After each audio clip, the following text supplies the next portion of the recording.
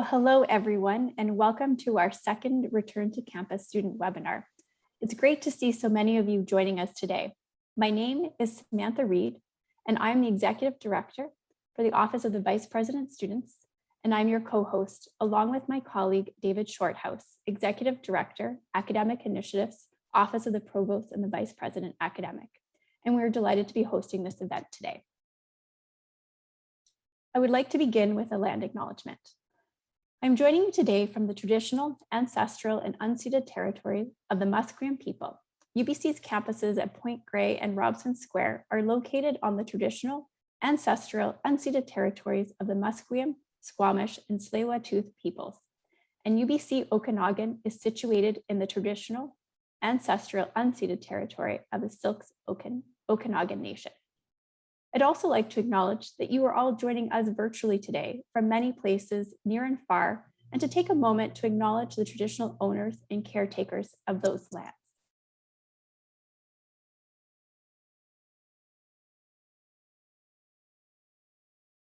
We are excited and delighted to having you joining us today. As you are all aware, over the past several months, the university has been working in close partnership with and under the guidance from the Provincial Health Office, our regional health authorities, and the Ministry of Advanced Education and Skills and Training. And we are looking forward to the start of winter term 1. We realize and acknowledge that it's natural for you to feel anxious about returning to campus or have concerns about your and your fellow students' health and well-being. And we are committed to the health and well-being of our community, and we are being thoughtful and taking various different approaches to support all of you and our community in our return to campus. We recognize that many of you have many questions and or concerns. And through today's webinar, we will be sharing with you the most up-to-date details on what to expect to our return to in-person learning and provide an opportunity to answer all of your questions. We have structured today's webinar to allow us the opportunity to share these details with you, as well as for you to ask your questions. Specifically, we'll kick off with first hearing from both Dr. Ainsley Carey, Vice President Students, and Dr. Andrew Seary, Provost and Vice President Academic. And as well, we will have an opportunity to hear from several members of both the Provost and Vice President Academic portfolio and the Vice President Students portfolio, ensuring that we can answer all the questions that you have submitted in advance of this, as well as the questions you'll submit today throughout this session. Before we get started, there are just a few housekeeping items that I would like to address first.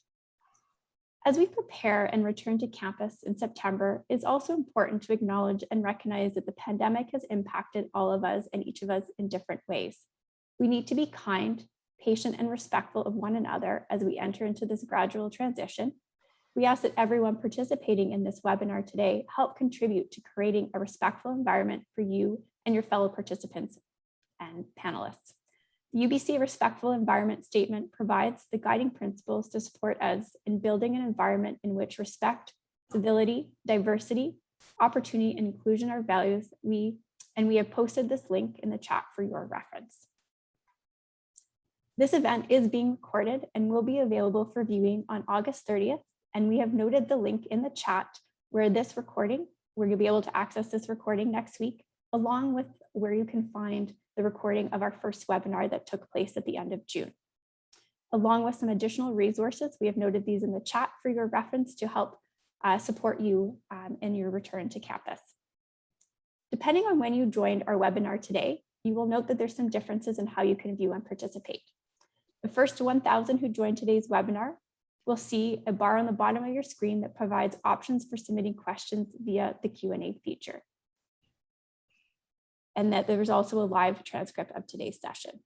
Those of you who are not part of the first 1,000 who joined are viewing a live stream of the webinar and will not have access to those features. If during the webinar you have any technical difficulties, you can contact IT Help Desk at av.helpdesk@ubc.ca, and we've also noted this in the chat function. I'm now going to pass it over to my colleague and co-host, Dave Shorthouse, to introduce our Dr. Ainsley Carey and Dr. Andrew Seary to give some opening remarks. Over to you, Dave. Thank you very much, Samantha, and welcome everyone. Thank you so very much for taking the time to join us today. We hope you find the session very informative and helpful. It gives me great pleasure to introduce the two UBC vice presidents whose responsibility it is to deliver the best student experience on campus, both academic and otherwise. Speaking first will be Dr. Ainsley Carey. Dr. Carey is the Vice President of Students and is so passionate about delivering an exceptional student experience and is responsible for the provision of health and well-being support, housing and food services across both campuses. Dr. Carey joined UBC from the University of Southern California in 2019, where he served as Vice President for Student Affairs. Prior to that, Dr. Carey was Vice President for Student Affairs at Auburn University. Dr. Carey holds an academic appointment in our Faculty of Education. Speaking after Dr. Carey will be Dr. Andrew Zeri. Dr. Zeri is the Provost and Vice President Academic of UBC Vancouver. In this capacity, Dr. Zeri is our Chief Academic Officer and leads academic strategic planning, budget development, among many other things. Dr. Zeri is also a professor in mechanical engineering in our Faculty of Applied Science. Dr. Zeri joined UBC in 2017 from the University of California, Berkeley, where he served as Vice President for Strategic Academic and Facilities Planning. Prior to that, Dr. Zeri served as Dean of the Graduate Division, also at Berkeley. Over to you, Ainsley, for your remarks, please. Samantha and Dave, thank you so much for your very kind introductions and opening remarks to start off today. I would like to first thank everyone for participating today and taking time out of your busy schedule to be with us today. This is a very important time for the university, and it's a very important time for you as you transition back to the university.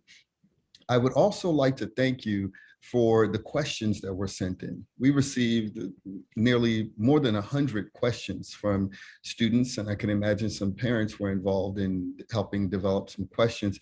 But the questions were spot on, right on point, and many of the things that we have heard as most important to our student community. So thank you for taking the time out of your day to develop questions and to be thoughtful about this time. Let me acknowledge, we are filled with mixed emotions. Students, parents, members of the administration, faculty and staff in our community. So many people are concerned about the global pandemic, and rightfully so. The Delta variant, the spread around the world, and how it may impact us personally and as a community. At the same time, many of us are excited about this return to campus, about a return to a sense of normalcy, about meeting and connecting with friends again, about academic spaces and studying subjects and meeting in groups to discuss difficult topics and solve world problems. These mixed emotions create some anxiety. And I cannot emphasize that this anxiety is normal. These feelings that you're having, these concerns that you're having, you're not alone. All of us here at UBC are concerned about these matters, but we are also excited about your return to campus. So please know you are not in this alone. We are all here and we all share your concerns. I can assure you that for the past 18 months, the University of British Columbia has been working hand in hand with our public health experts to guide every move that we've made to welcome students back to campus, to welcome faculty and staff back to campus. So what you will see when you return is 18 months of thinking and planning and debating and discussing about the best ways to make our campus safe. As we go through this time, we may learn more. We may make pivots. Things may change. Things may get closer to normal as we move forward. So I'm going to ask for your patience and empathy and kindness as we figure this out together. We are all entering a brand new space that none of us have been in ever in our lives. And patience and kindness will be critical.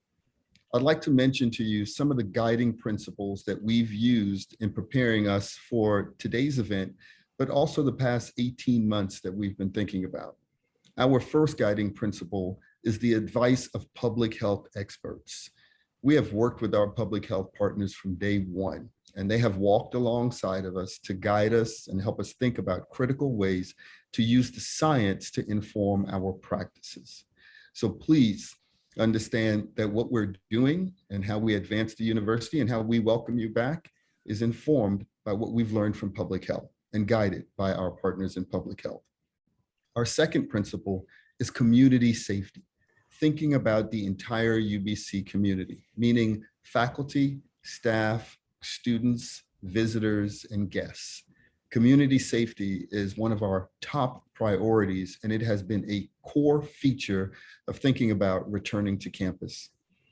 And then last but not least, the student experience. We know that your experience includes the classrooms, the dining halls, residence halls, recreational activities, clubs, and organizations. And as much as possible, we want to make sure that when you return to campus, all of these things will be available to you. So we will provide safety and regulations around those activities, but we want to make sure that you are having the academic experience you deserve. Some of you joining us today may be second-year students who haven't had a chance to be on campus yet. We've been thoughtful about that as well. So our new student orientation programs are specifically designed to target some activities to students who haven't been on campus yet, although they may be entering their second year of enrollment. For many of our first-year students, we're welcoming you back on campus as well. So please know, public health advice, community safety, and the student experience are the three principal priorities guiding our thought process moving ahead, and many more. I'd like to close by mentioning a challenge that I offer to every incoming class.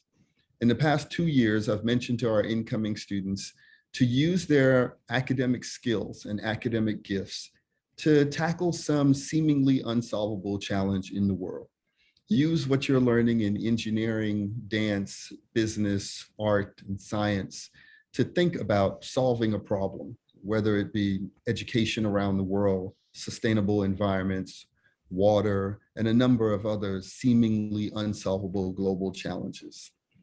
This year, I'm changing that challenge. I am asking that our challenge for this year be focused on kindness. We've seen this past year, people all over the world use COVID to discriminate, harass, and even assault people. Now more than ever, UBC needs a community that focuses on kindness. We will make mistakes. Someone may not wear a mask where they should be wearing a mask. Someone may be rude and obnoxious. Someone will say something offensive. We need this community to not tolerate those behaviors. We need a community that will focus on kindness. As we figure this out together, people will make individual choices. We have to give them the space and be patient to make those choices. But I would ask our community to be the reason that people smile today. Open a door for someone. Buy someone a cup of coffee. Smile. Say hi to a stranger. Learn someone else's language. Teach someone else your language. But there's so many things that we could do every single day to be the reason that somebody smiles. And that is what will be needed now more than ever as we move through very uncertain times. So I am calling on the entire UBC community to join me in our kindness challenge this year. Again, I would like to thank you for your time today.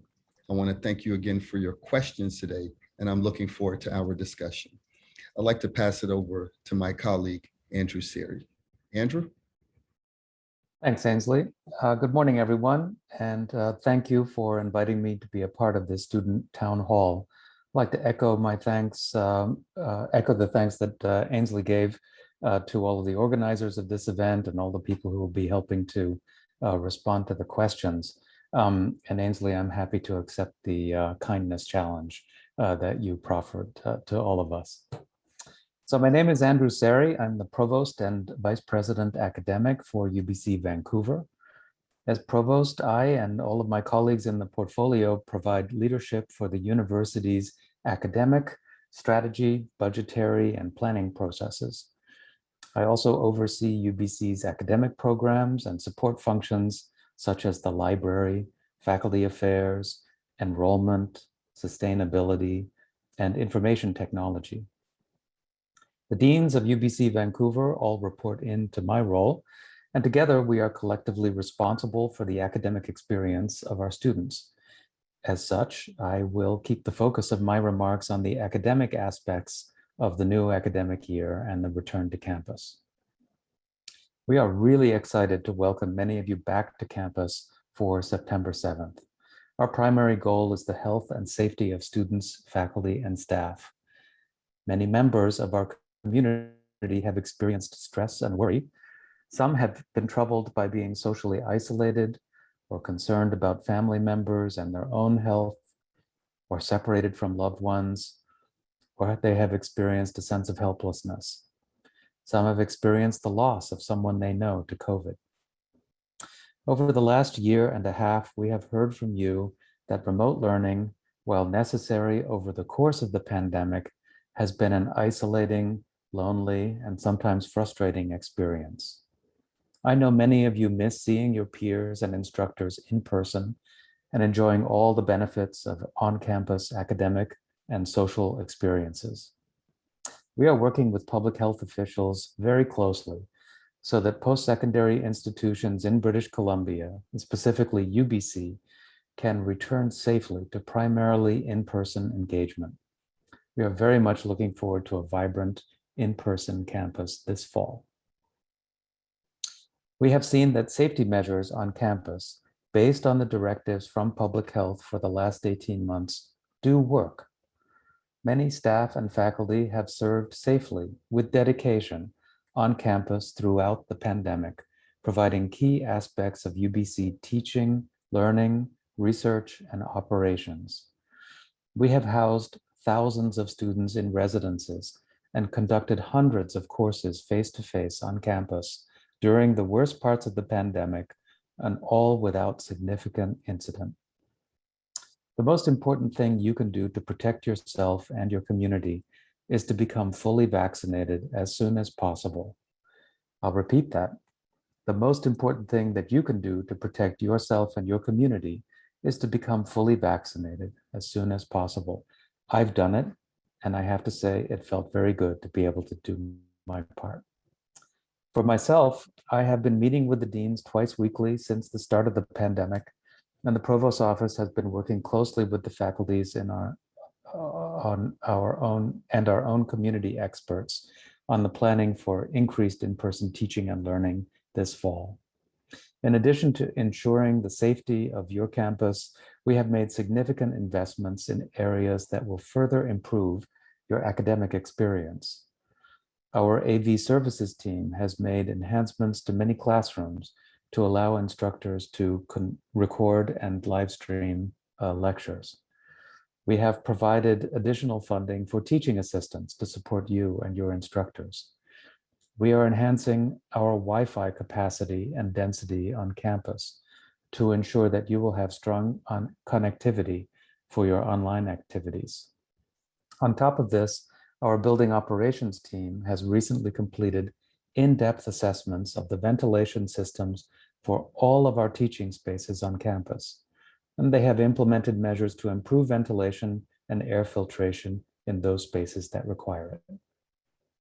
These measures, in addition to already established operations and maintenance practices, will enhance the functionality of building HVAC systems to ensure a high standard of safety for the UBC community. I'm proud of the way our faculties and our faculty members have focused their efforts on ensuring the quality of the academic experience you have at UBC.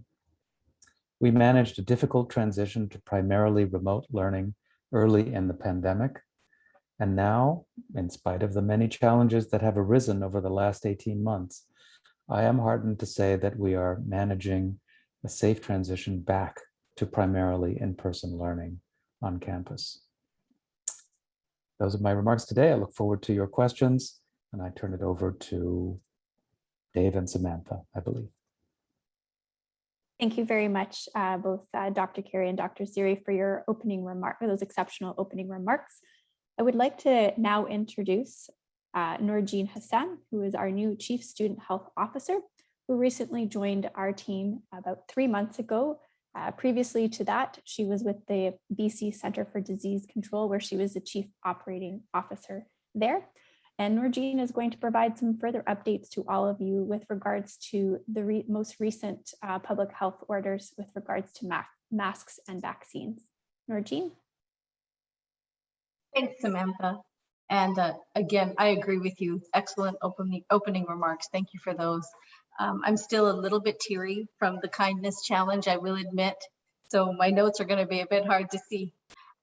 So I would like to speak to you about 3 things this morning. Before I do, I would like to just acknowledge that I am here in Coast Salish territory. And as Samantha mentioned, I'm new to the university as a Chief Student Health Officer. This is a new position at UBC, and I'm thrilled to be here in this position.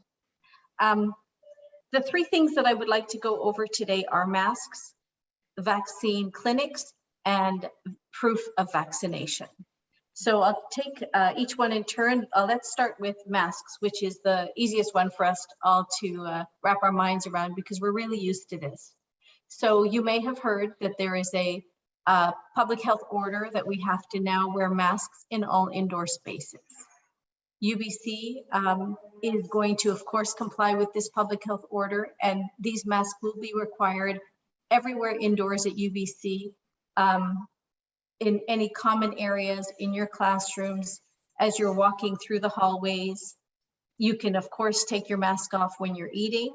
There are a few other times that you can take your mask off if you need to speak to somebody who's hearing impaired and they need to see your mouth.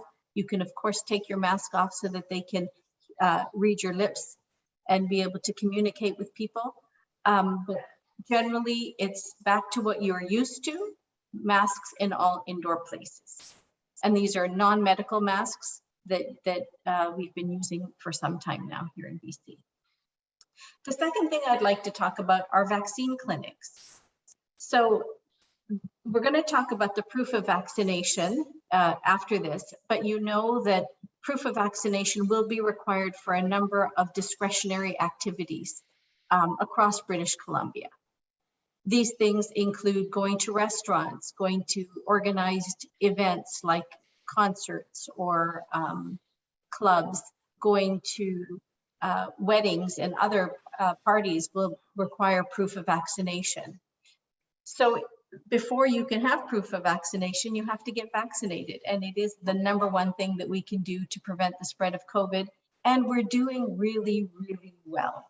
The UBC community has a really high vaccination rate. And I just want to stress that we're in a really good place. And we can just, for the rest of us, just get a little bit more and push us right over the top. So for vaccine clinics, you have a number of choices. There are clinics all over BC still. You can register if you have a PHN number, you can register to go to these clinics. If you don't have a PHN number or you don't want to register in advance to go to a clinic, there are drop-in clinics all across British Columbia. And there will be a link in the chat.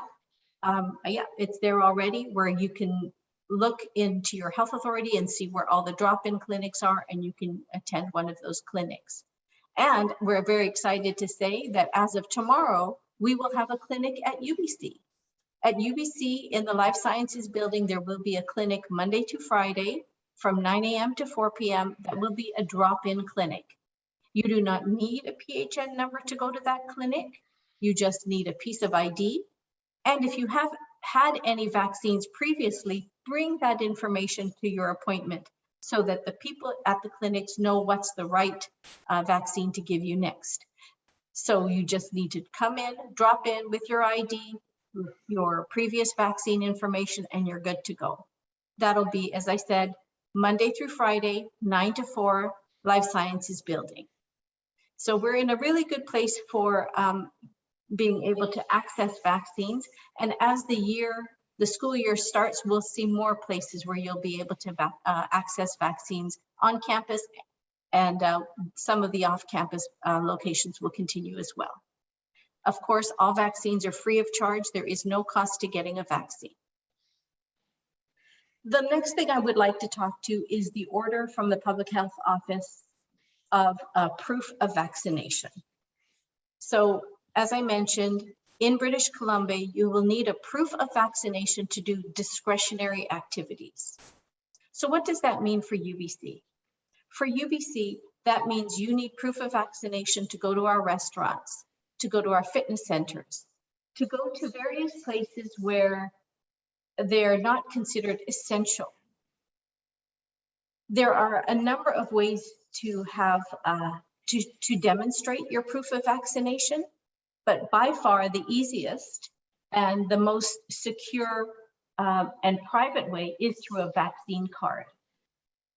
So the government of British Columbia has created a process where you can have a vaccine card, which will be an app on your phone that you can use to show your proof of vaccine along with a piece of ID that will have an easy kind of a check that'll say, yes, you're vaccinated, here's your ID, and you're able to enter into these discretionary places. Getting this vaccine card is a little bit of a different process depending on if you're a BC resident or if you're an international student or if you're an out-of-province student. So I'm going to go through first what it is like for BC residents. For BC residents, it's really a 4-step process. The first is you need to have either a BC Services card or a BC driver's license, because on either a BC Services card or a driver's license, there will be a barcode number that you need. That one, and if you don't have a BC Services card, which is really almost like a care card, like what used to be our care card with our PHN number, our public health, our provincial health number, you can apply for one online and they'll send one to you. Or you can go to a BC Services card location and get one in person. Once you have a BC Services card, the next step is to get a mobile app of the BC Services card. Getting that mobile app of the BC Services card allows you to apply to Health Gateway. All of these are in the chat, so you don't have to remember these. You can go into these links to log into Health Gateway, which is your personal health record, and have access to your personal health record.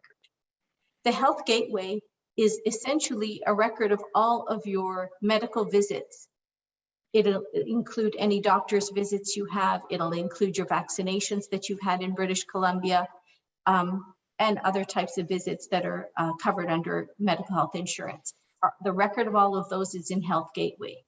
But in order to get into the Health Gateway, you need that BC Services card or a driver's license and the mobile app. So once you have the Health Gateway, you can then apply for a proof of vaccination card. That'll be again on the website that's in the chat. It's a simple process once you have the Health Gateway to get the proof of vaccination card. Once it's up and running, and then you will have a mobile way to prove that your vaccination status is up to date, and it will allow you entry into all of these discretionary areas. I would like to just stress, this is a little bit confusing, I know, and it's very difficult to hear it without a nice instructional video playing for you so you can see the steps clearly. We are going to work at UBC with the communications team to make sure that we make these steps really clear for people. And we will give you instructions that'll cut through sort of the bureaucracy and help you really understand how to get to where you need to get to. I do want to stress, you do not need proof of vaccine to go to your class. Classes are exempt from the requirement of proof of vaccination. So those are the 3 things I wanted to talk about up front. Of course, I'll be here for questions, and I'll just pass it back to David and Samantha. Thank you again for your time. Thank you very much for that, Nora Jean. And thank you again to the audience for the incredibly helpful questions that you submitted earlier. And we'll be going through some of the, I would call them kind of the top 5 or 6 that we you provided to us before we get into some of the very, very helpful questions that are coming in live. So I'll start off with one of the top ranked questions that came in over the last few days is about students arriving late. I'm going to ask my good colleague, Dr. Simon Bates, to help us understand, Simon, how will this affect students' registration and courses? And will there be options for students to study online? Yeah, thanks, Dave. Good morning, everyone. And indeed, if you're joining from other other countries, good afternoon or good evening, depending on what time it is. I'll take the first part of this and then hand off for the housing component to my colleague, Andrew Parr.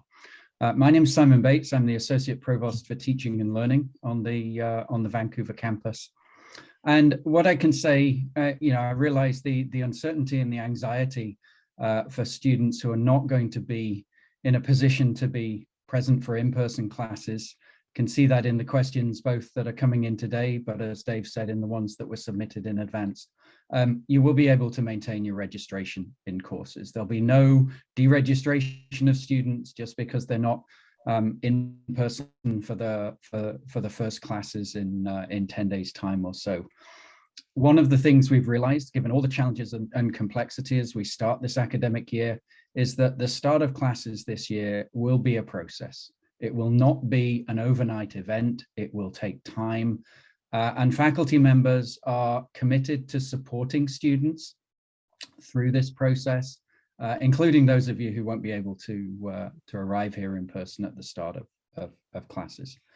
One of the things we have done recently, and some of you may have participated in this, is we surveyed all international students in direct entry programs, new students and returning students, to understand what were those challenges you were facing and what would your circumstances be like. It was great to get responses from nearly 90% of you. That's 9,000 students who responded to this in a very short time frame. And what we were able to do with the data is match it with your course choices. So we could provide professors teaching specific courses with the number of students in their class that would be in this situation at the start of semester. And the challenge to them, the ask of them, was really figure out a way to support these students through this process. And that will look different in different programs and different courses. In some areas, there will be the opportunities to switch into online sections or courses. In other areas, faculty members will be making arrangements to record classes so that you can keep up with classes until you arrive in person. In other cases, it might be additional office hours with TAs or other kinds of support, reusing videos from last year when most courses were delivered online. So there is a commitment to do that, and faculty are working hard at the moment and over the next couple of weeks to be able to figure out what the most appropriate supports are within their individual courses. So that's the courses side of it. I'll hand over to my colleague Andrew Parr to say a little bit about housing arrangements for those students. Andrew. Thanks, Simon, and hello, everybody. My name is Andrew Parr. I'm the Associate Vice President of Student Housing and Community Services. I really have oversight of the business operations, student housing, bookstore, food, childcare services, and parking. So any questions associated with that, I'll be chiming in today. Maybe I'll start by just reminding everyone that the formal move-in days for residents, there are two of them. One is for first-year students. It's part of the Jumpstart program, and it's August 29th.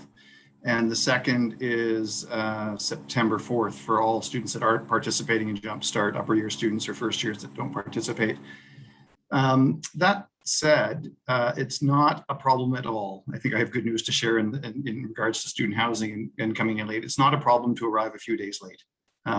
You arrive at the airport, you find your way to campus, you go to the front desk of the residence that you're living in, and we will check you in and make sure you're comfortable in your room as quickly as possible, with some caveats around self-isolation and quarantine, which we'll probably talk about later.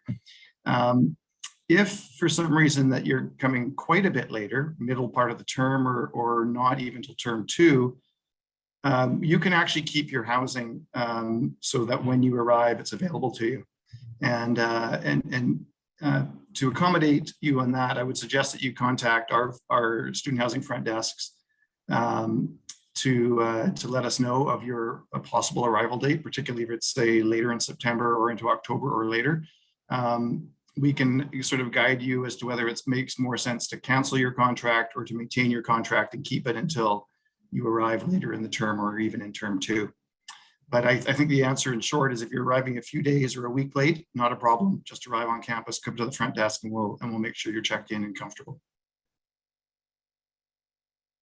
Thank you very much, Andrew and Simon, for those great answers. We had a number of very important questions about the scenario and protocols for what happens if a student gets COVID. And I'm going to ask Nora Jean and Simon to weigh in on these, if I may. The question, Nora Jean, would be, when that happens, what is the protocol? How is it handled? And will the students in classes be notified of a colleague who has come down with COVID? Yeah, so the UBC Vancouver campus falls under the Vancouver Coastal Health Region. So the Vancouver Coastal Health Regional Health Authority has a public health unit, which is excellent and has been supporting us for some time now. They would be the ones who would be notified of any positive COVID test. So a student has a positive COVID test, the Vancouver Coastal Health Public Health Authority, Public Health Department has that information. They will contact that person directly. They will make sure that that person knows what to do for themselves in terms of isolating and testing, or further testing if necessary, or any other things. And we'll work with that person to understand what the history is. Where could they have contracted this virus? Who else might have been exposed? This is all part of the contact tracing process. It's a bit of an investigation process to see who else might be affected by this virus. And then public health uses their knowledge to determine what needs to happen next. Are there other people that Vancouver Coastal Health will need to notify? If this person was in a large setting, is it important for the health authority to do a exposure notice to a large setting? Those are all decisions that Vancouver Coastal Health will make based on the condition of that individual. That person themselves will probably be asked to isolate for some time, and it'll depend on when they first had symptoms or when they were tested, until they are symptom-free. Thank you, Nora Jean. Simon, what happens in that case with respect to the student studies? Will they be able to study online? Will the professors post their lectures online? Yeah, thanks, Dave. So really, this is a sort of continuation of the sorts of supports that I was outlining for students arriving to the start of classes late. Again, we've been saying to faculty members, there's a possibility that this will happen for some students in your class. There's also a possibility that students will need to stay away from class because of regular seasonal illnesses like colds and things like that.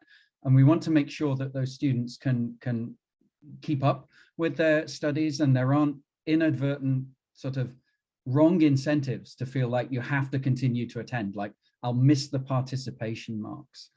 So the same remarks would apply for, it may be recorded lectures, it may be teaming up with a buddy in the course to make sure you get the lecture notes. It may be other ways that the faculty will support students in this situation.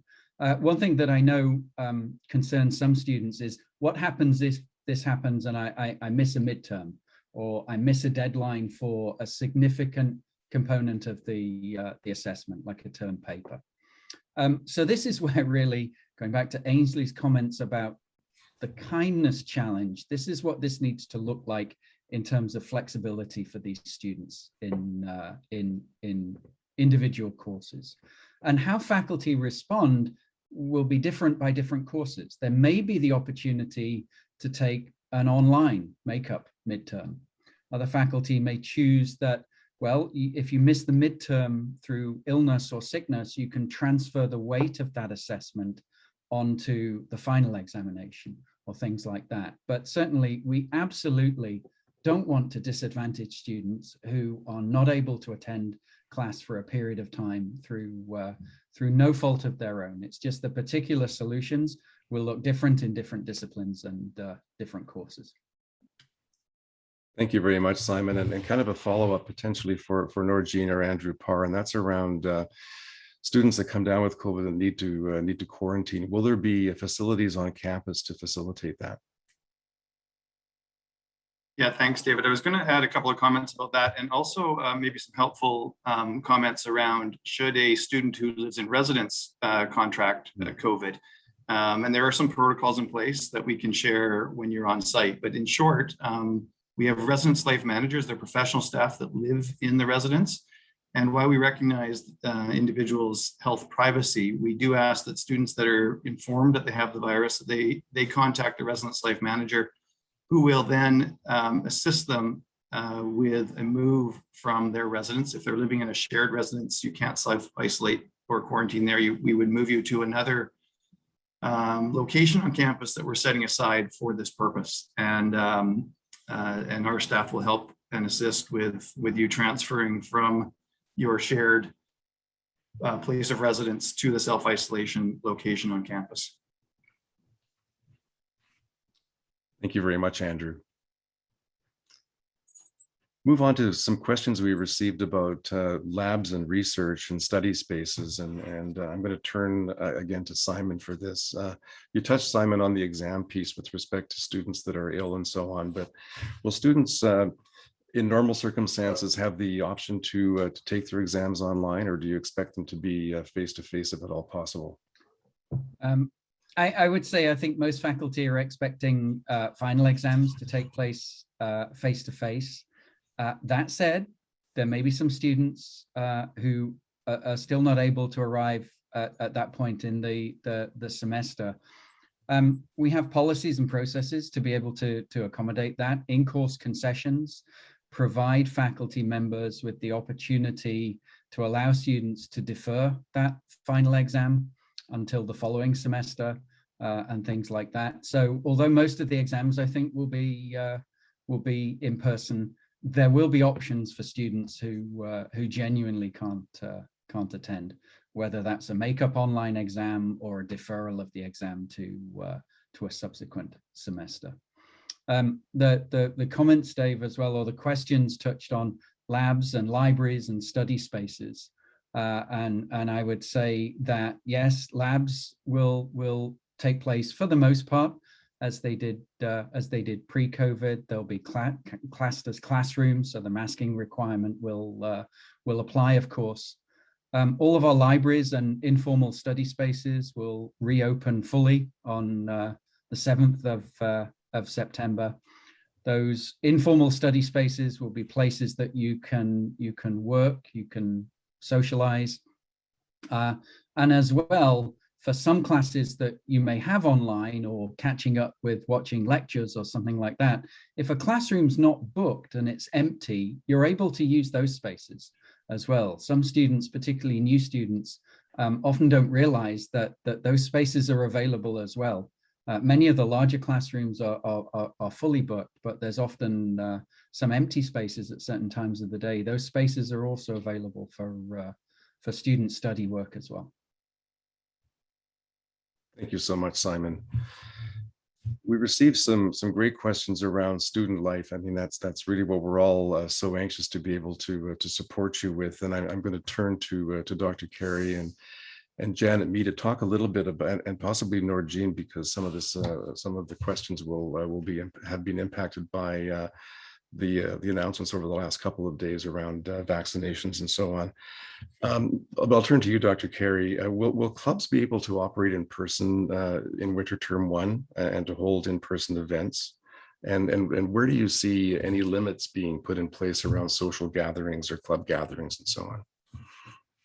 Thanks for that question. And for the students who wrote that question, thanks as well. So we will expect student clubs and organizations to be able to gather in limited spaces and for limited activities. So our AMS, our student governance, and GSS, graduate student government, they're taking registration right now for clubs and organizations who want to gather, especially in the nests, our student facilities. So that activity is available right now for students to do that. And it should be available throughout the year. Within that building, our nest, it's also a space that requires individuals to wear masks so students can get together and host events and gathering as the clubs and organizations can meet. We also encourage clubs and organizations to consider using outdoor spaces. We have a number of outdoor spaces on campus that are very easy for clubs and organizations to reserve, depending on their activities. Last year, many of our clubs and organizations created virtual opportunities for students to engage, and that expanded access and opportunities for students to participate in different club activities. I'd also consider some of our athletic and recreation clubs. So outdoor athletic and recreation has been available throughout the entire pandemic. So many of our softball teams and flag football teams and outdoor activities have continued to go on throughout the pandemic. From time to time, they may pause as we learn more about public health conditions and different lockdowns come into place, but outdoor activities has been widely embraced. Our student recreation facilities or indoor recreation centers like our basketball courts and weight training facilities, they are also open, but with limited capacity. So they are monitoring the number of students that will be in each facility throughout, and extensive cleaning is going on throughout every hour of the facility. So in the past, capacity used to be to the max, and now our work is really limiting capacity to make sure that we have sufficient space for students to socially distance if they need to. I'll turn it over to Janet Mee, who also oversees our programs with new student orientation and a number of student activities. Janet? You're muted, Janet. Thank you. I am looking forward to the day when we don't have to unmute in order to speak to folks. So I'm Janet Mee. I'm the interim managing director of student affairs. And I'm pleased to just let you know a little bit about our orientation and other kinds of activities available this year. So UBC will be hosting all of its traditional orientation activities for incoming students, and also some new activities for students who will be returning into second year. For those who are registered, Jumpstart, which begins on August 30th, will be either hybrid experience or a online experience. And that's really intended to mirror the kind of academic experience you'll have once you begin your classes in September.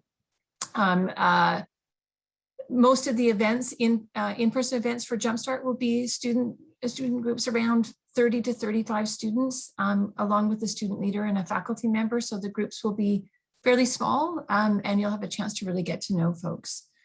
For Imagine, our signature first day event, we have made some modifications in order to work within the safety guidelines. So for students who did not participate in Jumpstart, they will have an in-person Imagine experience, so first day experience. For students who participated in Jumpstart, returning students and transfer students, they'll have an opportunity for a virtual orientation. For second year students, so students that are beginning, that were with us last year, but didn't have a chance to participate in the in-person orientation, such as Imagine or Jumpstart for that matter last year, they will have the opportunity to be on campus on September 6th and to be connected in small groups of students who have similar interests and similar academic programs.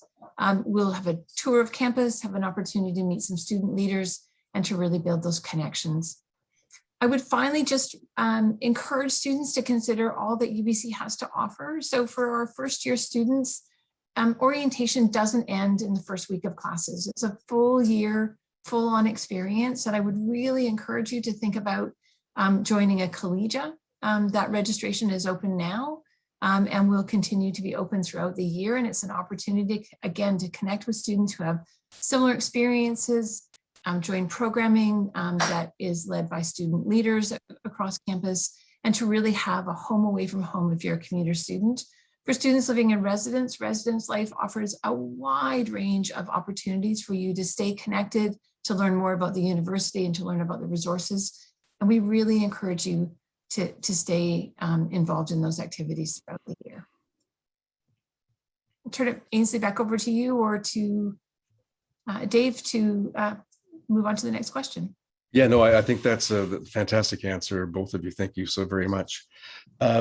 It's wonderful to have you join the team, Nora Jean. And I mean, student well-being and support is so important, and the services that we provide through the VP student portfolio are exceptional, and it's not to be surprised. There's a number of questions about the health and well-being support that we provide our students.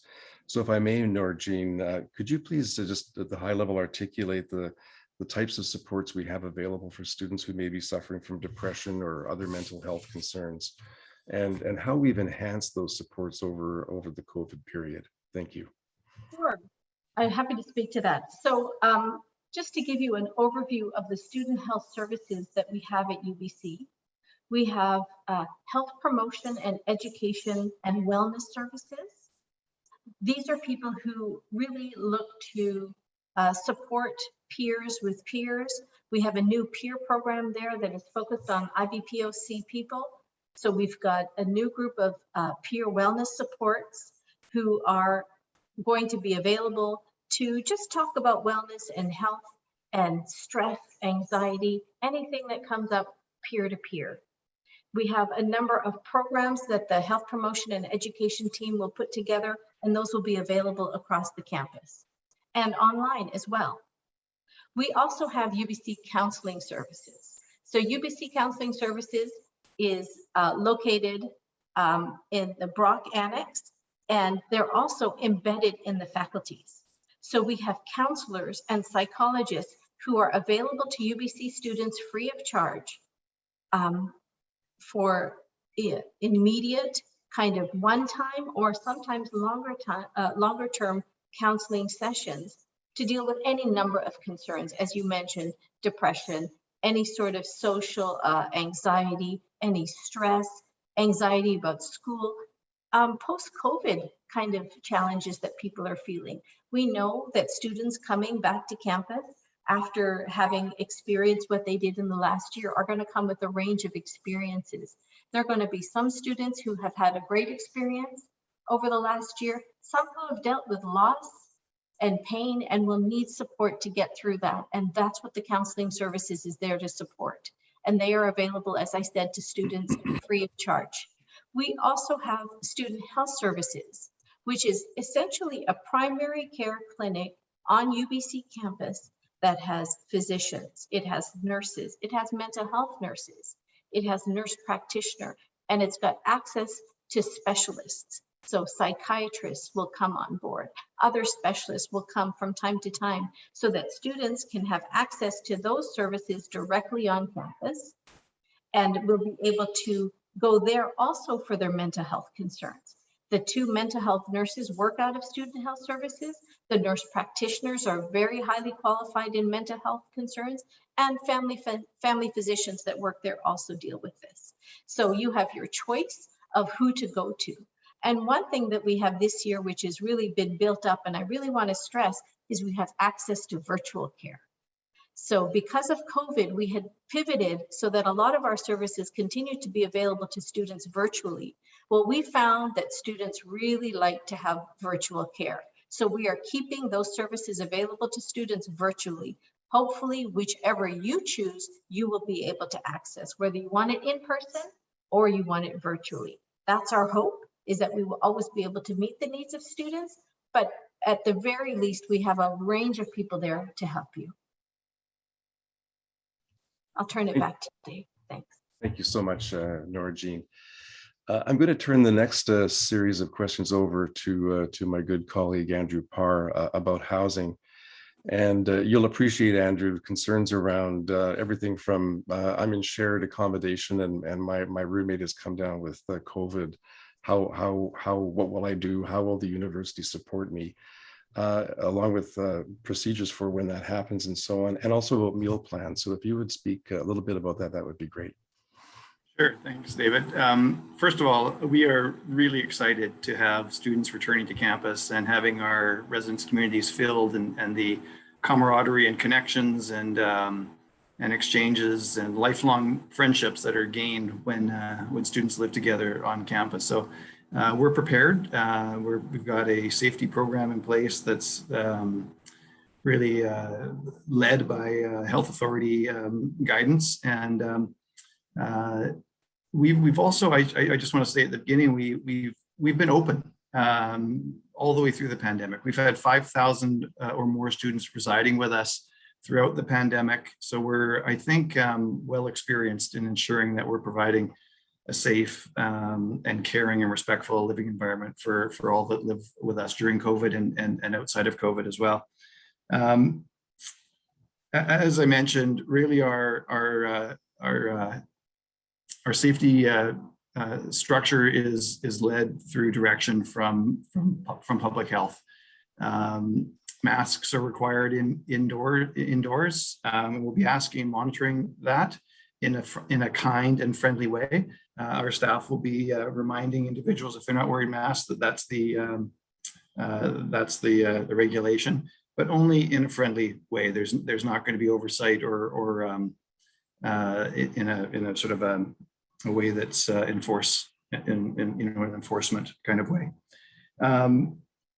Move-in will be a little bit different this year, but we do expect it to still be a very vibrant and exciting couple of days. I mentioned earlier that Jumpstart move-in is August 29th, and there's about 4,000 students that'll be arriving on campus. I'm sure many on this call will be arriving for that on that day. So we'll have volunteers and staff available, less than usual because of physical distancing and other factors. But to make up for less volunteers, we have more carts available. So your physical move should be made a little bit easier. The orientations that we normally do live in small groups throughout the day are not going to be done live this year. And you will be receiving an email, or all students that are moving into residence will be receiving an email with a online video orientation. And that will be sent out fairly shortly. In the next few days, you should be receiving that. I think the other question that you were mentioning, David, was really about in the event of a student in residence contracting the virus or being in contact with somebody with COVID. As I mentioned earlier, it is a congregate community. The students do live closely together. So and while we respect individuals' privacy, it is really important that if you're in contact with someone with COVID, or if you're contacted by the health authority that you're test positive, or someone near you is tested positive, that you inform our residence life managers, or the student inform the residence life manager, so we can help direct that student or students in the right way. Which may mean self-isolating in your own unit. If you're in a studio, it may mean moving to a self-isolation venue on campus that we have set aside for that purpose, or it may mean some other protocols that are established, but we can help with that. So we're really asking students or residents to be as transparent as they're comfortable to be, that we will respect the privacy of the information that you provide our professional staff. And we will, help and guide on a case-by-case basis as it arises. Was there other specific questions, David? No, I think you covered them all. Thank you, Andrew. Great, thank you very much. Cheers. UBC's top value, I would say, is a safe and respectful environment. And Dr. Carey, I'd be very grateful if you would say a few words about students who may be concerned about racism in general. We've had some questions about students concerned about anti-Asian racism. What are we doing to ensure that our Asian students and all of our students are safe and protected from those things? Again, thanks for this question. For the past year plus, the university has been working really hard to have a comprehensive review of everything with regard to anti-racism. Some students may be aware that the president charged about 12 months ago the Anti-Racism Task Force. And this task force is examining every effort, both in the classroom and outside the classroom, to consider efforts on campus that will be focused on preventing or mitigating and reducing incidents of racism on campus. We're talking anti-Indigenous, anti-Black, and anti-Asian racism racism. President Ono hosted a national conference with leaders across Canada that examined all of the issues related to anti-Asian racism, and a number of ideas emerged from those national discussions over a 2-day conference, and we will be implementing some of those here. We're also being mindful and paying attention to incidents of racism and anti-Asian racism and all types of racism against a variety of groups. And all of those will be part of the Anti-Racism and Inclusive Excellence Task Force report. That report should be completed by September. It includes more than 40 plus initiatives and goals and objectives, and we will begin implementing those for the year to come. And this is one of the reasons that I am emphasizing the kindness challenge. One of the things that we have observed, students are just, faculty and staff are just being rude to each other in some cases. It may be racist in nature, but it's also a number of incidents that are just rude comments, offensive comments, and just not being thoughtful and considerate of those around us. So the kindness challenge is one of the many steps in our efforts to fight racism on our campus. And this will be comprehensive in nature, both academic inside the classroom and the student life experience and our hiring and recruitment practices. All of them are under examination about how we can infuse equity, diversity, and inclusion in everything that we do. So please know there's a real concentrated effort on this item right now. And the COVID pandemic, elevated these concerns as we've seen a number of incidents, not only around the world, some incidents on our very own campus, as many universities have a long history of trying to battle many of these issues. But we have spent the past year focusing on goals, objectives, and initiatives, and some of those will be launched this September. And some of them have already been launched, but you'll see a comprehensive report in September or October of this year. So thanks for that question. Thank you very much for the response, Dr. Carey. Samantha and I are very anxious to turn to the questions that are coming in via the chat. But the last question that we'll ask with respect to the pre-submitted questions is one that's on almost everyone's mind, and that's transit. And I'm going to ask Andrew Parr once again if you would talk a little bit about your thoughts around overcrowding on public transit and how we're going to manage that. What the situation might be with respect to parking on campus and permit issuance and so on. Sure, thanks, David. I'll start by saying that we have about 7,500 parking spots on campus. That represents parking for about 12% of the population. In a typical time, that's enough. So many people live on campus, so many people walk, bus, and take transit to campus, that number of parking spots is enough. We do anticipate, and we've heard from many, that not only students, but faculty and staff as well, that there is a concern around transit overcrowding and whatnot. And so we are expecting a run on parking permits, to the point that we may actually run out of parking spaces. So we're going to be monitoring that. So any students that is thinking about driving to campus or bringing a car and having it parked on campus while they're a resident, my recommendation would be to seek a parking permit as quickly as possible, because I do believe they're going to run out. I would also suggest that because we're in Vancouver, because we have really great transit systems, and because there's lots of amenities and services on campus, that a car is not really necessary. So I might suggest that if you're thinking of buying a car, or if you're bringing a car, that you might want to reconsider and looking at using transit and bus and bikes and other modes of transportation to reduce your footprint and to eliminate that issue. Regarding transit, transit is operated by a division called TransLink. We are in close connection with TransLink around overcrowding, around the peak times when there are, even pre-COVID, where buses were full and we're passing waiting riders, etc. They are doing their best to enhance the service, but they're informing us that at peak times, their resources are fully subscribed, i.e. they have all the drivers on the road and they have all their vehicles on the road.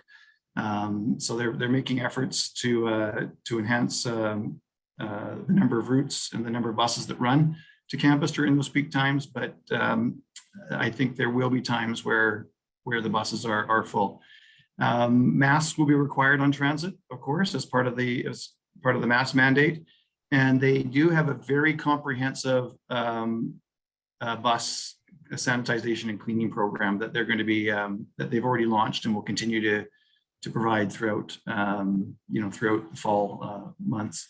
We'll stay close to transit and monitor these activities, but I must say it's a bit of a wait and see in terms of how much demand for parking that we see, and then what the impact is on transit as we move forward. So not a great answer, I acknowledge, but that's sort of the reality of where we're at with parking and transit right now. Yeah, I thought it was a great answer, Andrew, given all the uncertainty. A couple of quick questions. Hopefully, some of the carpooling initiatives that you and your team are working on will alleviate some of the demand for some spaces. Yes, that's right. Thanks, David. I forgot to mention that. There is a carpooling program that we're creating, which is going to allow for, it's basically an app that allows for people to be connected in close proximity to each other where they might live off campus, to make a connection, make a friendship, and then carpool together. And we will have dedicated parking set aside for carpoolers. So any vehicle that arrives with 3 or more people in it will be able to use that convenient and dedicated parking for that purpose. So another initiative to try and reduce the amount of single occupancy vehicles to campus and to support individuals that don't want to use transit. Thanks, Andrew. My last question on transit is one about routes and so on. Do you expect in your almost daily conversations with TransLink, do you expect a full resumption of the routes as we approach September? Yes. Okay, thank you. Thank you all very much. Now we're going to turn to some of the questions that have come in real time, and I'm going to start with one that was by far the most upvoted, and that's around the guarantee about classes. I'm going to turn this to Simon Bates, but Simon, when do you think there will be a guarantee that classes will be in person for the year? And I mean really in a way, all classes. And is there a chance that we will switch to online sessions during the semester? You know, thanks, Dave. This is a really hard question. I really wish I could give you that guarantee, but I don't think it's possible at the moment. We take guidance and advice from provincial health colleagues, as you've heard previously. You know, I think for those of us, faculty, staff, and students that went through that pivot last March to emergency remote teaching, that was hard on everyone. We really hope that is not something we have to go through again. We have been thinking through what are the other contingencies if we have to, reduce some occupancy in classrooms, but not maybe go all the way to fully online. But it's not a guarantee that I think we can give at this point. We really hope it doesn't come to that. We hope that over the course of the next few weeks and the first couple of months of the semester that we do get back to that something like normal situation or approaching normal. But the change that we faced or the constant changes that we faced over the last 18 months make it really impossible to give that guarantee. Thank you very much, Simon.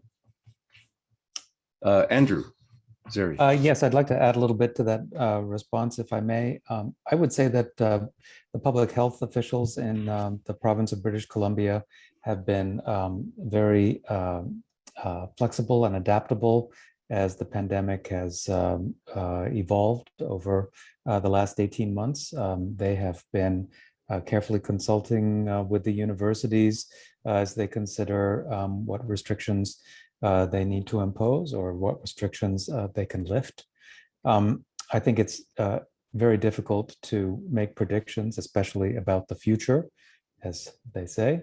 So we can imagine that the same kind of care will be exercised by the provincial public health officials in the future and respond appropriately and not over dramatically to the pandemic as it changes. So I'm confident we're in a good place now, and for the coming months, I expect that things will stay more or less as they are with our mask mandate and the degree of activity that will be in person. But we do have to be flexible and ready for change in case it's warranted.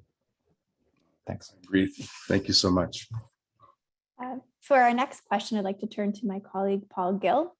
And Paul, I wonder if you can give details about the cleaning and sanitization protocols that are in place for our classrooms and for our washrooms here at UBC and the approach that we'll be taking. Absolutely.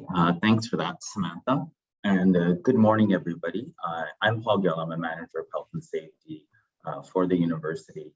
Our custodial teams and our custodial colleagues throughout the past year have been working very hard and very diligently throughout campus to keep it clean and keep it safe as we've been open throughout the entire pandemic.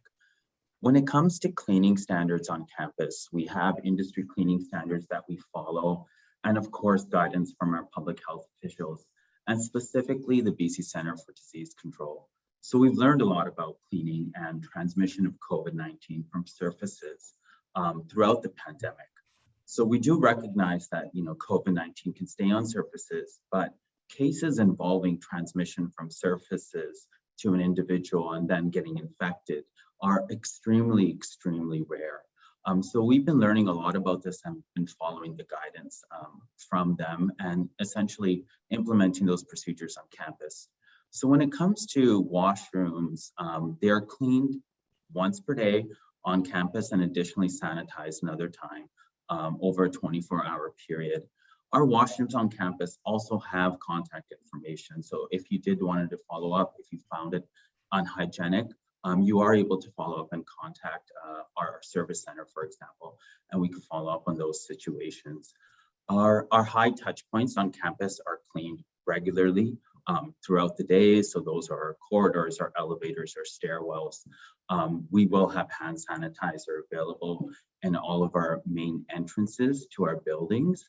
And our classrooms are also cleaned once per day. And our high touch points throughout the classrooms are cleaned regularly as well. So I'll pop a link into the chat for our facilities website that has a little bit more information on cleaning throughout campus.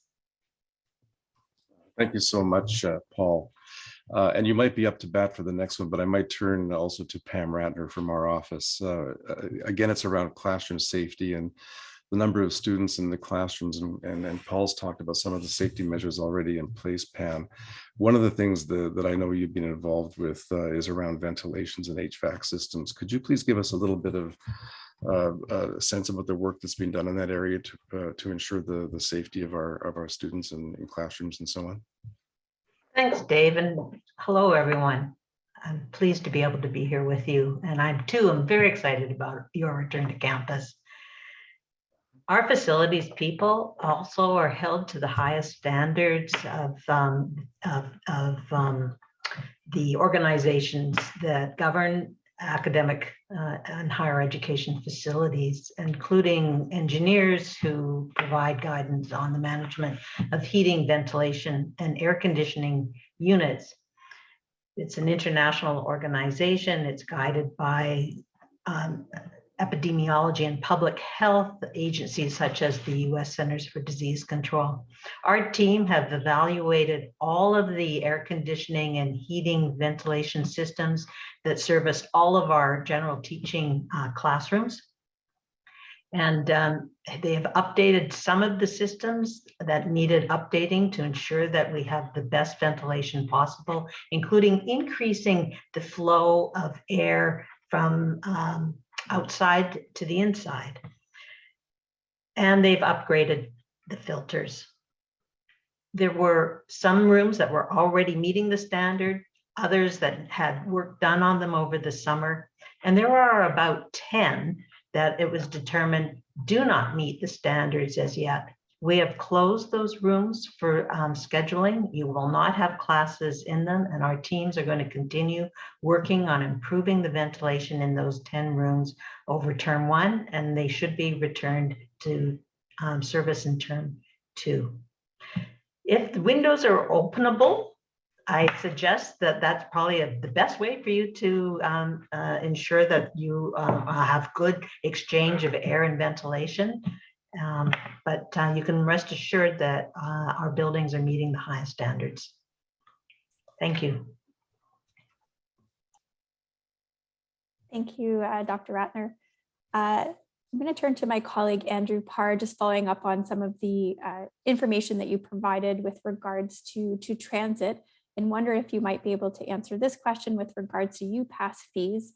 And the question is, if UPass fees are covered by student fees, all we have to do is remember to renew it monthly, but no additional payments. Yeah, thank you, Samantha. UPass is included in the academic fees. It's paid, it's an automatic inclusion, so no extra monthly action is required by a student to renew their UPass. I believe the amount is $173.40 per month.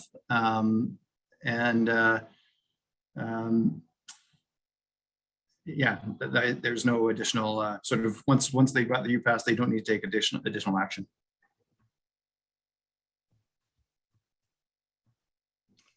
Thanks. Thank you, Andrew. I'm going to turn the next question over to Noorjean. It's a question, Noorjean, about international students and those who may have been vaccinated in their own countries by vaccines that aren't yet recognized and approved by the Canadian government. But in the context of BC now introducing mandatory vaccination for students as access to housing and so on, but not in-person classes. What provisions will be made to allow those students to be vaccinated by Canadian-approved vaccines? Yeah, so interestingly enough, this changed just this morning in a conversation with public health. So I'm going to give you some guidelines. Generally, the best way to deal with this is to call the number that we will provide for you to talk to somebody at public health to find out if your vaccine requires you to have further vaccination or doesn't require you to have further vaccination. If you're fully vaccinated with a WHO approved vaccine in another country, that may be enough, but if not, they will be able to inform you and then you will be able to get a vaccine here. So may I add a few things? It's a bit confusing, I think, for those who are traveling into Canada because we have two jurisdictions. The federal government has the jurisdiction on the management of the borders. And so if you are fully vaccinated with a Canadian approved vaccine, you are exempt from the quarantine requirement. If you've had a World Health Organization approved vaccine that is not yet approved by Health Canada, you must quarantine. Once you come out of quarantine, we are governed by our provincial healthcare system and the provincial health officer. And that's where the determination about whether the World Health Organization vaccines are going to protect you sufficiently or not is determined on the advice of a national panel. And as Noorjean said, and I'd like to repeat, the best is for you to phone the numbers that you'll be provided. I think it was also posted in the chat. To provide the information that you need to provide to get the BC vaccine card and to get the most recent advice about whether another vaccine would be warranted for you. And it's going to differ depending on what vaccines you've received. Thank you, Pam and Noorjean. The next question I'm going to look to Noorjean and Paul to respond to, and it's with regards to masks. The question is, fabric masks aren't that effective. So I was wondering what types of masks are required and are not allowed through the new mandate with regards to masks. I can speak to that. So fabric masks are allowed, and the public health order doesn't specify a specific type of masks, but it doesn't specify that you need a medical mask either. So I've put a link in the chat for information on how to maximize the utility of a mask. And essentially what that is a 3-layer cloth mask is sufficient, and as well as thinking about how that mask fits. So a mask that fits over your nose and that goes under your chin and stays close to your skin and is at least 3 layers is going to be the most effective for you. You can have those store-bought, you can make them at home. You can use medical masks if you have access to those as well, but you're not required to use a medical mask. A homemade mask, 3 layers and well-fitting on the bridge of your nose and under your chin is the best that you can do. Thank you, Narajine, very much for that. Andrew Parr and possibly Simon Bates, a couple of series of questions around textbook provisioning at the bookstore. And one would be, and maybe more towards directed towards you, Simon, would be, will students know ahead of time what books they need to get ready for September 7 opening of class? And will most of that material be available virtually? In other words, purchased online or available virtually, or are they physical books that have to be procured through the bookstore? Yeah, thanks, Dave. So when will students find out? I think the answer to that will be when the faculty members in charge of your courses provide the syllabus to you. The course syllabus should detail, everything you need for your courses in terms of course materials, what various formats they might be available in. Some faculty, well, as you can imagine, those course syllabi are probably being updated and rewritten in the light of the recent changes and the provincial health orders. But I would say start checking your Canvas courses next week. Faculty will have to activate those courses, so don't worry if you don't see them before September the 7th. They've simply not been turned on until that point.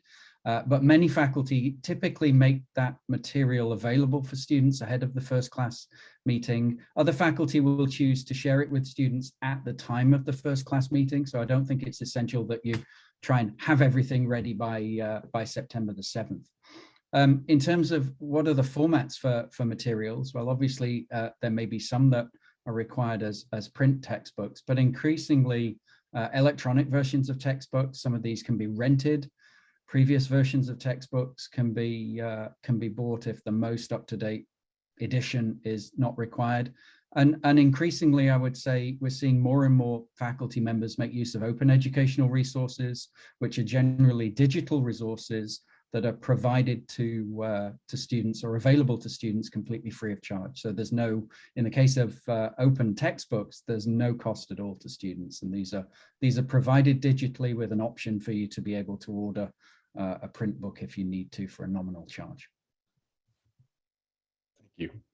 Perhaps I'll just add that the bookstore is open and will remain open. And so access to the bookstore, either in-store or online, is available. So course materials that need, or course books that need to be purchased, or other products like logoed apparel, etc., is available for students both online and in the bookstore, and will continue to be available through the term. Thank you, Andrew and Simon. Janet and Simon, I look to you for the next question. And the question is, what standard or guidelines will be used to ensure students who may get sick and have to self-isolate don't fall behind in their courses? Janet, do you want to start, or do you want me to take a crack at it? I don't want to monopolize the microphone. Well, I'll let you start and then I'll jump in. Yeah, so again, this is where the information that faculty provide on syllabuses will be key.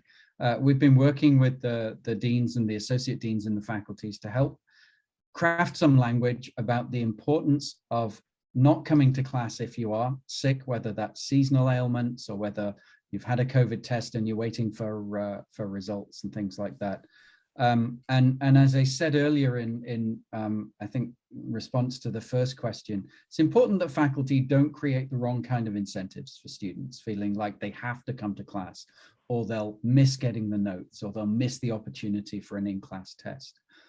Or something like that. So again, the specifics for different courses should be detailed on course syllabi.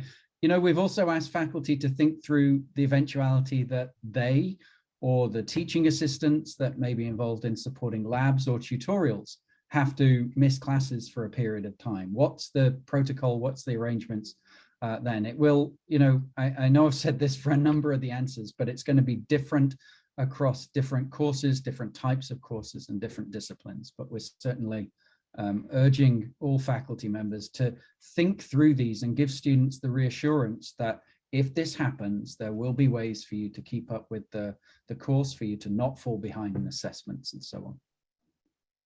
And I might just add that there are also additional resources on campus that you can turn to. So your academic advising office and your faculty, offices like the Center for Accessibility, International Student Advising, specialized Indigenous advisors in the faculties, and also international student advisors in the faculties can help you to navigate some of those situations. So if you find yourself unable to manage with the resources that the instructor has offered, I encourage you to turn to those advising offices for additional support and possibly a formal concession under the university's concession policy if that's necessary. Thank you very much, both. Interesting question that's come in, and I'm going to turn this one to Dr. Zeri, and especially since it's something that we've been talking about in our office. And Andrew, this really has to do with the vaccination piece around students and vaccination requirements or lack of vaccination requirements in the classroom. And so the question is, the individuals heard many professors are considering a switch to online courses unless there is a universal vaccine mandate. How would UBC support students if that were to happen? Well, thanks for the question, Dave. I think that if you consider the situation our instructors are in, you can understand that they have a range of views as they come towards the start of the term in a couple of weeks, ranging everywhere from being perfectly comfortable with the preparations that we've made for a safe return to, at the other end of the spectrum, having some anxiety about those preparations. Just in the last couple of days, things have shifted very significantly with the mask mandate. And I remind you that extends not just to classrooms and laboratories and other places where people mingle on campus, but also off campus to transit, which is the way that many students and staff and I also get to campus. So that mask mandate, I think, is going to provide a greater sense of security to people who still feel anxious about the return to campus. I'd say further that the administration, both within the faculties and also the central administration, have been providing very considerable extra resources to support instruction throughout the pandemic and including during this term.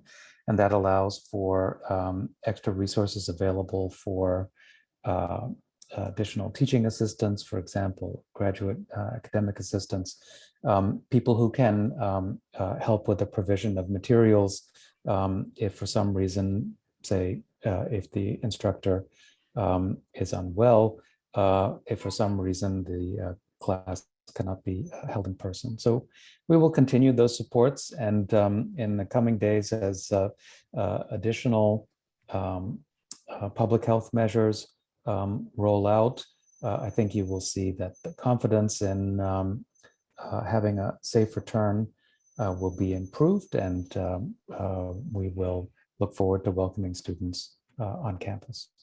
Thanks. Thank you very much.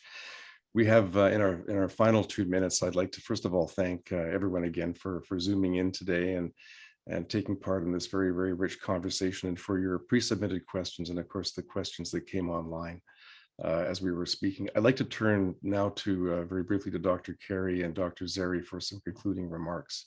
Thank you again very much.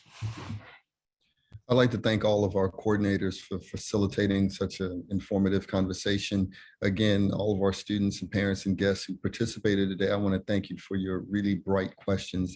As you can tell, these are very complex issues that we are constantly working on. So therefore, it's hard to give guarantees about what tomorrow will look like. But one thing I can assure you of that we will continue to listen to students and parents and members of our community. And as we work with our public health colleagues, we will pivot accordingly with safety and community concerns first in mind. So I want to thank you for all of your questions. I hope that you will keep asking these questions and keep working to help us inform our community of what's important. Making sure that the facts get out is perhaps the most important thing that we have to work with. And again, I will continue to offer and remind each other of the need for us to be kind and gracious this year as we work through some very difficult times together. So again, thank you. And to my colleague, Andrew. Thanks, Ainsley. For my part, I want to say, as you can see, the university is working very hard to ensure that your experience will be a good one. I say this to all of the students and parents who are on the line. We're paying attention to the quality of academic programs, many important aspects of student life and student services. And all throughout, health and safety are our most important considerations. You will remember that Dr. Carey issued a kindness challenge to us. We should keep that in mind as the term gets underway. Working together, I am sure we can find a way, we will find that it will be a satisfying term. There will be challenges. We will have to be flexible and accommodating of change and uncertainty, but I'm sure that we will find we can depend on one another to make it work. Thanks for joining us today.